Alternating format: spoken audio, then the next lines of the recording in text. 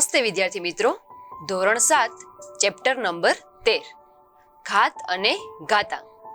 આ ચેપ્ટરમાં આપણે ઘાત અને ઘાતાંકનો પરિચય મેળવીશું. સૌપ્રથમ વાત કરીએ ઘાતાંક વિશે. તો કે જો એક ઉદાહરણ આપેલું છે 2 ગુણ્યા 2 ગુણ્યા 2 ગુણ્યા 2 ને ઘાત સ્વરૂપમાં 2 ની 4 ઘાત એમ લખાય. 2 ની ઉપર 4 ઘાત, કેમ કે 2 એક સંખ્યા છે તે 4 વખત આવેલી છે.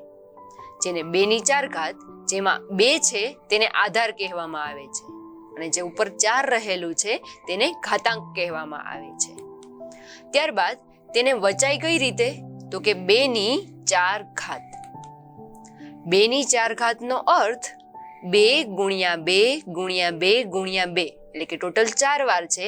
2 ગુણ્યા 2 એટલે 4, 4 ગુણ્યા 2 એટલે 8, 8 ગુણ્યા 2 એટલે કે 16 થાય છે. તો આ છે ઘાત અને ઘાતાંકનો પરિચય.